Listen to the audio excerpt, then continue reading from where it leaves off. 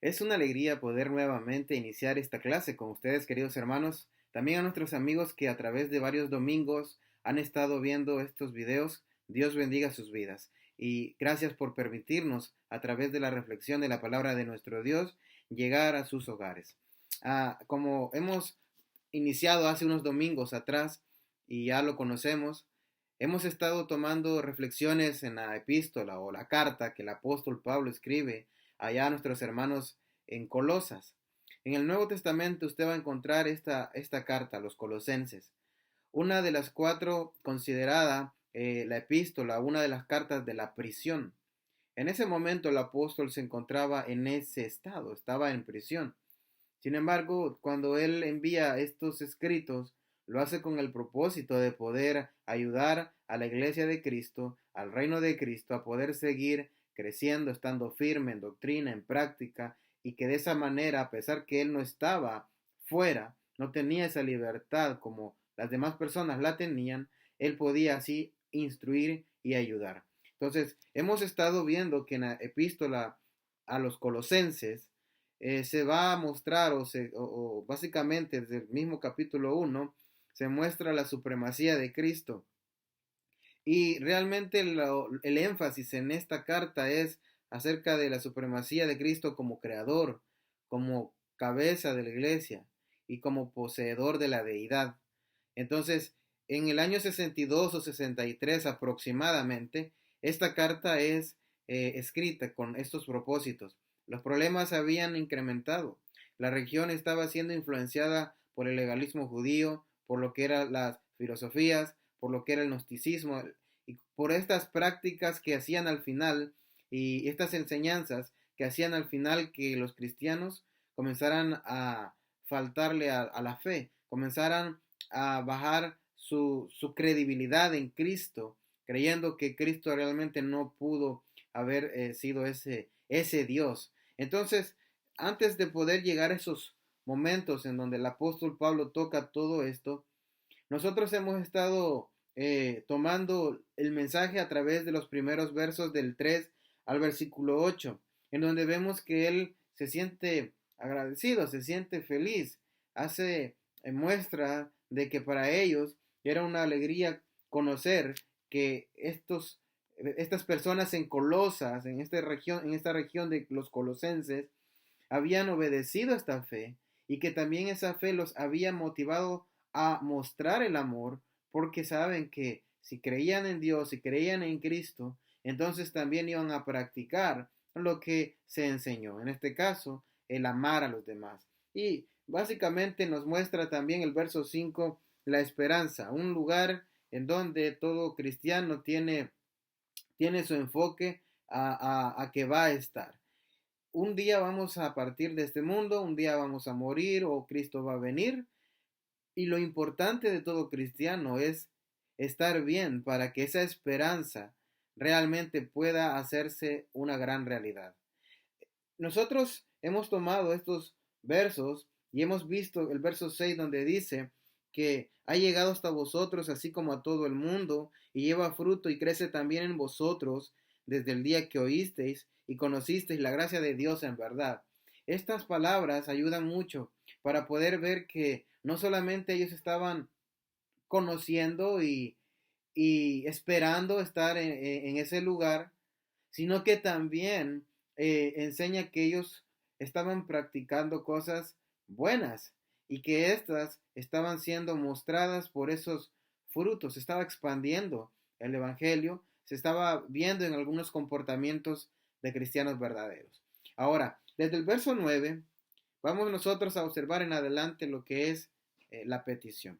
Sabemos que en este momento habían amenazas por los judíos, por las filosofías, y había una razón para poder estar desanimado, porque de alguna manera, si el apóstol Pablo escribe esto, entonces porque a pesar que habían comportamientos buenos, también habían comportamientos y una influencia mala en el cristianismo, en la iglesia de Cristo en ese entonces. Sin embargo, el apóstol Pablo, estando en esta condición, preso, no le impidió ayudar e instruir. Lo que hace él desde el verso 3 al verso 8, nos enseña lo que es la alabanza a Dios en una oración y la acción de gracias. Y nos enmarcó tres elementos como era la fe, el amor y la esperanza. Pero también vemos que luego de esto, desde el versículo 9 hacia el versículo 23 básicamente, vemos una petición. El apóstol Pablo se dirige ahora, luego de hacer la acción de gracias, luego de alabar a Dios, luego de hacer la acción de gracias, hoy se dirige a una petición. Entonces, el verso 9 dice, continúe conmigo si ha buscado la referencia bíblica en Colosenses capítulo 1. Si no, puede anotarlo y por favor puede escuchar. Eso le va a ayudar a no perder la secuencia. Dice de la siguiente manera, capítulo 1, verso 9 de Colosenses. Por lo cual también nosotros, desde el día que lo oímos, no cesamos de orar por vosotros y de pedir que seáis llenos del conocimiento de su voluntad, en toda sabiduría e inteligencia espiritual, que andéis como es digno del Señor, agradándolo en todo, eh, llevando fruto en toda buena obra y creciendo en el conocimiento de Dios, fortalecidos con todo poder conforme a la potencia de su gloria, para toda paciencia y longanimidad, con gozo, dando gracias al Padre, que nos hizo aptos para participar de la herencia de los santos en luz, el cual nos ha librado de la potestad de las tinieblas y trasladado al reino de su amado Hijo, en quien tenemos redención por su sangre, el perdón de pecados. Vamos a detenernos hasta ahí. Hasta este momento, el apóstol, nosotros vemos que no condena a estos hermanos. O sea, obviamente más adelante vamos a ver parte de los problemas que estaban sucediendo. Pero aquí no condena el apóstol Pablo a nada, a nadie. Vemos que lo que hace es que a través de la carta él va a identificar los problemas, pero que con esta oración él demuestra de que no es suficiente, que él conocía que ellos tenían la salvación porque habían obedecido el Evangelio. Si usted recuerda, el apóstol Pablo dice que el Evangelio es poder de Dios para salvación. Entonces, una persona está salva cuando obedece el Evangelio. Sin embargo, Pablo no quiere que pierdan ellos el enfoque en esa salvación que habían obtenido, obedeciendo el Evangelio, claro. Entonces, él quiere asegurarse de que ellos habían estado madurando, que ellos necesitaban ir creciendo en áreas que iban a ayudarles. Y el apóstol dice, ¿verdad? Que no cesamos de orar por vosotros y de pedir que seáis llenos del conocimiento de su voluntad en toda sabiduría e inteligencia espiritual. Entonces, estas cosas nos enseñan que básicamente los elementos en esta petición se demuestran que la sabiduría o la madurez no se refiere a un conocimiento académico. El mismo verso 9 al final dice, en toda sabiduría e inteligencia espiritual. Las cosas que usted y yo estamos haciendo en iglesia, las cosas que usted obedeció un día, son cosas espirituales, no son cosas materiales. No es nada que usted pueda decirle, mira, tú vas a obedecer el Evangelio, te voy a entregar esto, ¿verdad? No, no es nada físico. Es todo lo que hacemos, es netamente, es específicamente espiritual.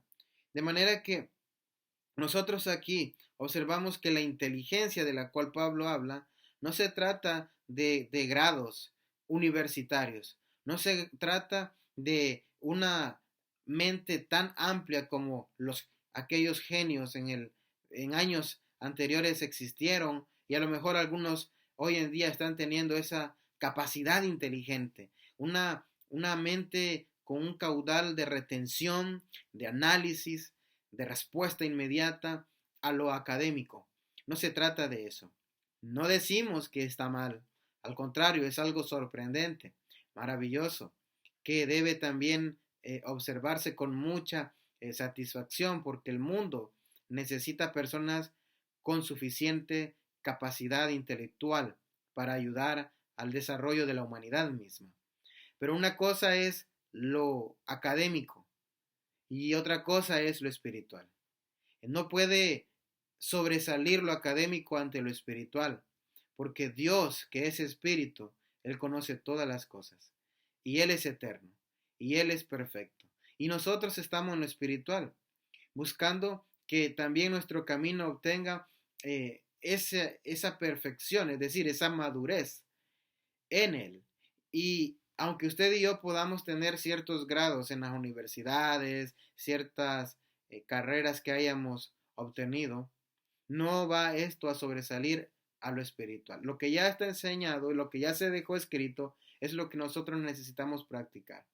En ocasiones puede cometerse el error de que si yo creo que conozco más, entonces yo voy a tomar el rol que sobresalga, que sea el mejor, que sea el que está al frente de la congregación.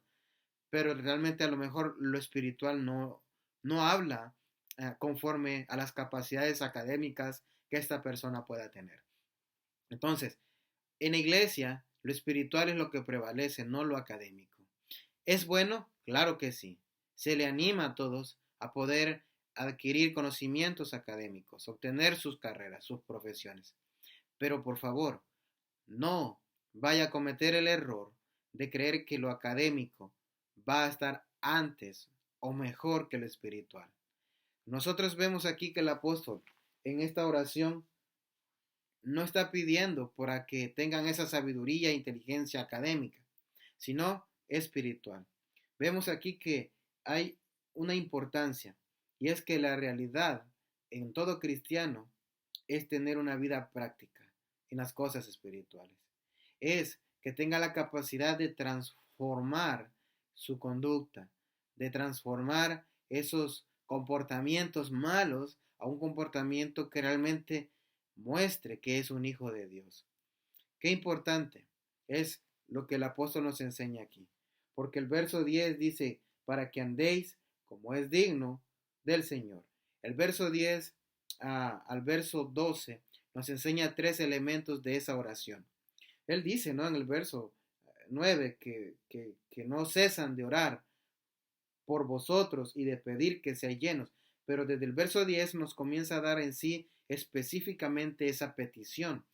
Dice, para que andéis como es digno del Señor. Miren qué importante es que usted y yo seamos dignos, que usted y yo representemos lo que somos realmente, cristianos, que representemos con toda la tranquilidad, con toda la autoridad de que Cristo está en nuestras vidas. Él dice aquí para que andéis como es digno del Señor, no como es digno del presidente de una nación, no como es digno del papá o de la mamá, no como es digno de algún excelente maestro o profesor en la universidad, no, sino que realmente sea digno como el Señor. Estas cualidades, estas virtudes solamente se obtienen en Dios, en Cristo. Muchas personas han crecido con familias excelentes, moralmente excelentes, y llegan a ser incluso grandes ejemplos a los mismos cristianos. Y estas personas pueden creer que están del todo asegurados en su vida, que van a morir y que posiblemente todas las cosas buenas, todas las cosas moralmente buenas que tuvo, lo van a hacer merecedor de algo bueno después de la vida física. Y no es así. ¿Son excelentes? Claro que sí. Usted puede ser una persona con moral excelente, pero usted necesita también que su cristianismo, su espiritualidad vaya de la mano con lo moral. Por eso Pablo dice aquí, para que andéis como es digno del Señor. Él sabía que los problemas que estaban sucediendo tenían que ver mucho por la influencia del gnosticismo. También tenían que ver mucho por la influencia del legalismo judío. Entonces, habían tantas cosas que estaban en el exterior, que estaban en el mundo, que podían afectar la vida de un verdadero cristiano. Por eso él dice, agradándole en todo, llevando fruto en toda buena obra. Dice, y creciendo en el conocimiento de Dios, llevando fruto en toda buena obra. Cuando usted observa a una persona haciendo actos buenos, muchos de ellos son admirados por las personas, por la gente. Algunos salen en algún noticiero, algunos salen en alguna noticia por internet, en diferentes áreas. Si una persona hizo algo bueno, es excelente, precisamente porque eso le está haciendo ver que hace las cosas bien. Pero ¿qué sucede con el cristiano? ¿Qué obras está haciendo? ¿Qué cosas buenas necesita hacer? Para esto debemos tener en cuenta que así como una planta está viva, como un árbol está vivo, a su tiempo también va a dar frutos. Pero el cristiano tiene en su interior algo que es vivo, y esto es el Espíritu Santo, que fue recibido luego de salir de las aguas del bautismo. Y ahora que mora en nosotros, también esto así como está vivo, también nos tiene que hacer dar frutos vivos. Por favor, acompáñenme en Gálatas. Por favor, aparte Colosenses, deje una separación. Yo siempre pongo esta acá. Y váyase conmigo a Gálatas. Gálatas capítulo 5, versos del 22, verso 22 y verso 23. Dice,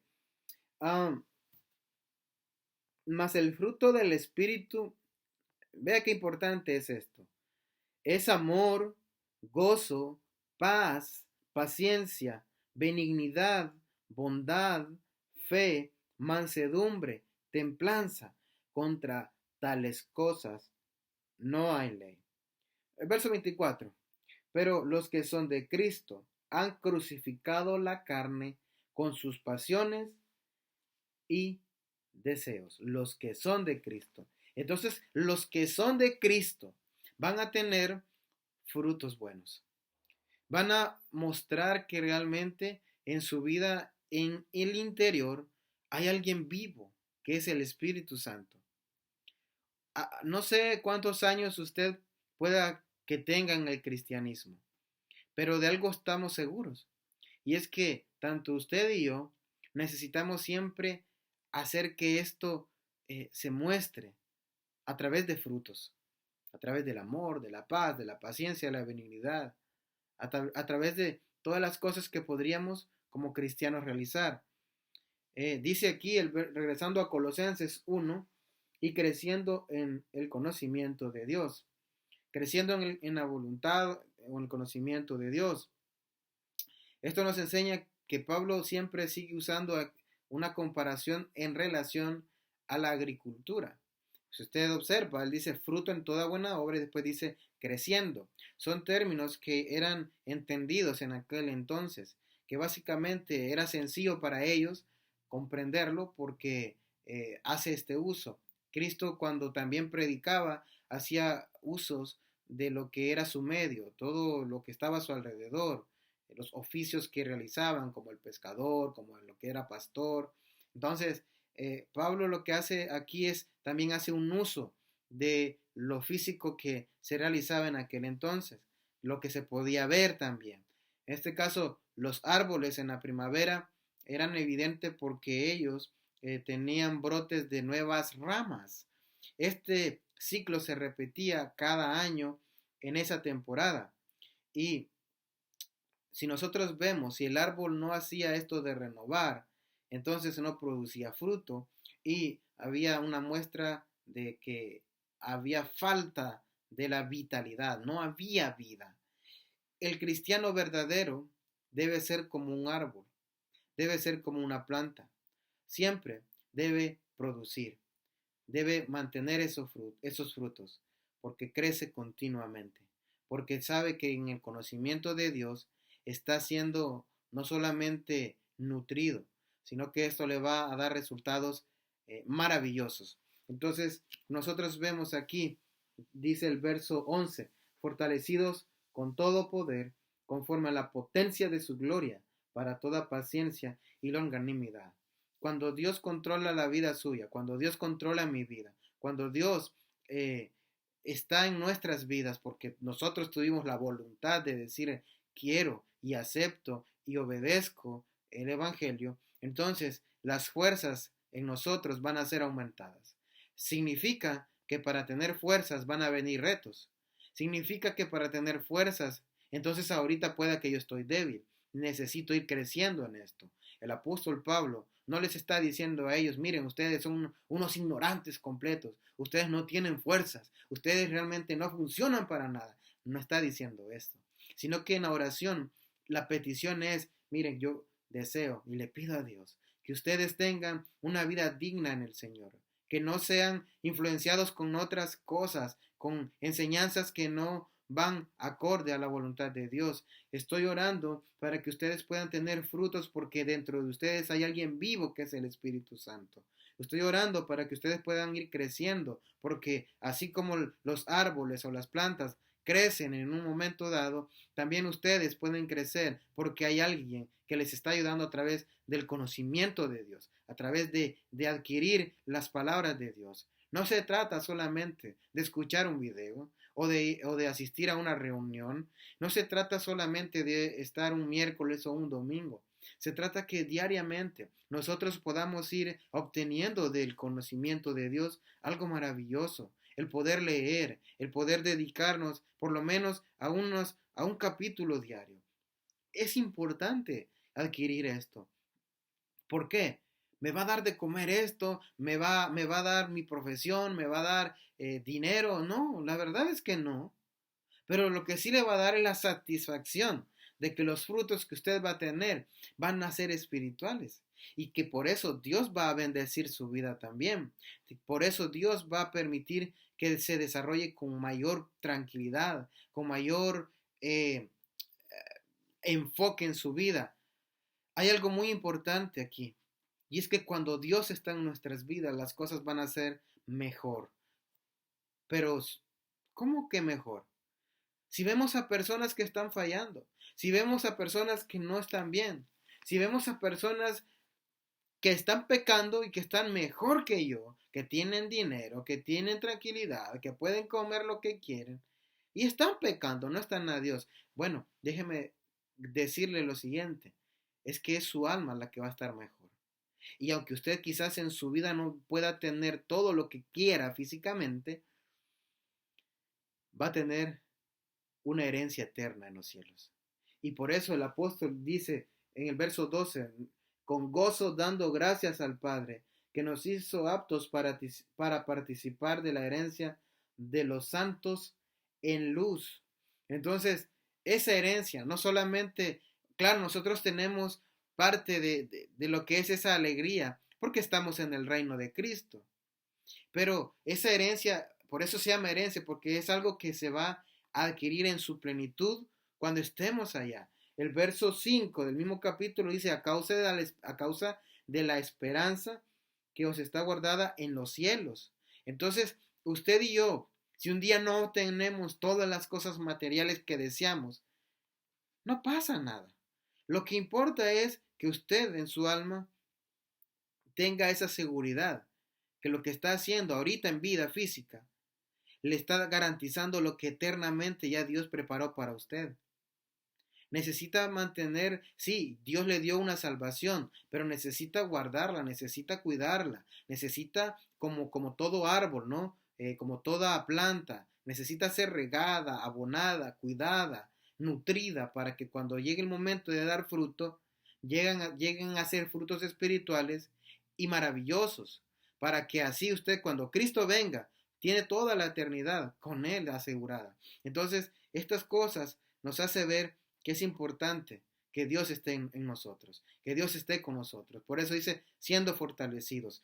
Vea conmigo algunos versos y yo quiero ver algo importante aquí. El apóstol Pablo tenía gozo. Bueno, vamos a ver unos versos, solamente unas expresiones. Capítulo 1, verso 3 dice, siempre orando por vosotros damos gracias. Él era una persona agradecida. el capítulo 12, en el capítulo 1 también, perdón, capítulo 1, verso 12. Con gozo dando gracias al Padre. Él estaba alegre. Vea el capítulo 2, verso 7. Capítulo 2, verso 7. Arraigados y sobreedificados en él y confirmados en la fe, así como habéis sido enseñados, abundando en acciones de gracias. Ahora vea conmigo el capítulo 3, verso 15. Y la paz de Dios. Dice, al principio oraba, después era agradecido. Capítulo 3, verso 15 dice, y la paz de Dios gobierne en vuestros corazones, a lo que asimismo fuisteis llamados en un solo cuerpo, y sed agradecidos. Una vez más menciona el ser agradecidos, pero menciona otra palabra, y esto es paz. Ahora vea conmigo el verso 17 y 3:17. Y todo lo que hacéis, sea de palabra o de hecho, hacedlo todo en el nombre del Señor Jesús, dando gracias. Entonces, preguntémonos, ¿dónde estaba el apóstol Pablo cuando él dijo y dejó escrito estas palabras a estos hermanos que estaban con diferentes problemas, ¿no? Que habían diferentes influencias que estaban de alguna manera afectando el evangelio puro de Cristo? ¿Dónde estaba el apóstol Pablo? El apóstol Pablo estaba en prisión. Y a pesar de estar en prisión, él daba gracias a Dios, él estaba alegre, él decía, hey, hay que tener paz. Entonces, alguien que no tenía las oportunidades que los demás tenían allá afuera, es decir, ser libre y poder ir a hacer, ya sea trabajar o alguna otras actividades que el ser humano tiene, él estaba preso por la causa de Cristo. Y sin ser así, él, dice en el verso, ¿verdad? Capítulo 1, verso 5, a causa de la esperanza. Él tenía esperanza también. Esto nos enseña, estos versos que acabamos de leer, ya regresando al capítulo 1, verso 9, la importancia de orar. Nos enseña que si queremos resultados positivos, necesitamos depender de Dios. Nos enseña que si queremos resultados positivos, debemos ver lo interior de los demás también. El apóstol es cierto que ve los problemas externos por lo que dice más adelante, pero antes de eso él mira lo interno. Le importa la salvación de las personas, le importa cómo está su condición interna. Usted también debe crear esa misma actitud. ¿Cómo está su hermano en Cristo? ¿Cómo está su hermana en Cristo? ¿Cómo están los jóvenes? Posiblemente usted conoce jóvenes en la iglesia, y este tiempo que no nos ha permitido vernos o acercarnos a otro, sería bueno que le llame, sería bueno que le escriba, sería bueno que le haga también usted sentir que está interesado en su crecimiento espiritual. Estos versos nos enseñan que si queremos mantener la salvación, debemos asegurar cómo está nuestra madurez. Si no hay madurez suficiente en la vida cristiana, mi salvación está en riesgo, está en un campo de riesgo, porque posiblemente puedo creer que estoy bien y que no hay ningún problema y que al día de mañana quizás puedo morir y quizás ahorita estoy haciendo algo malo o no estoy dando lo suficiente a Dios. Entonces, si yo quiero mantener mi salvación, debo asegurar que mi madurez esté creciendo cada día. No es suficiente solo escuchar, solo venir a las reuniones cuando hemos estado viniendo. Ya en unos domingos, si Dios permite, vamos a retomar. No se trata solamente de eso, también se trata de que mi madurez vaya creciendo en la práctica, en el comportamiento con mis compañeros de trabajo, con mis compañeros de estudios, con la comunicación que tengo con las personas, con mi familia. Esa madurez espiritual va a garantizar también que la salvación que ya Dios me dio a través de la obediencia al Evangelio, entonces la estoy teniendo bien guardada. Haga una evaluación de su vida y mire si estas cosas son las que están en su vida o hay que modificar algo. Estamos a tiempo y le invitamos a usted que pueda tomar una evaluación. No sabemos cuándo vamos a partir de este mundo, pero sí sabemos que un día Cristo va a venir y que si Él viene, si estamos nosotros vivos físicamente, podamos ser encontrados puros, buenos, agradables a Él, viviendo una vida, como dice el apóstol Pablo, una vida digna del Señor. Así que usted, querido amigo o amiga, también puede vivir esa vida digna del Señor, obedeciendo el Evangelio de nuestro Señor Jesucristo. Ese Evangelio consiste en la muerte, sepultura y resurrección, y que se puede encontrar en todo el libro de los Hechos. En cada una de las predicaciones se anunciaba a Cristo que había venido, que había muerto, que había sido sepultado y que había sido resucitado. El apóstol Pablo dice en 1 Corintios 15 del 1 al 4 que es el Evangelio, que así como él aprendió también así enseñó, y que si no se guarda eso, entonces en vano se ha creído. Y él en resumen dice acerca de la muerte, sepultura y resurrección. Eso es el Evangelio, obedecerlo, vivirlo, practicarlo y mantenerlo firme en todo tiempo. Que Dios bendiga su palabra y bendiga cada una de sus vidas.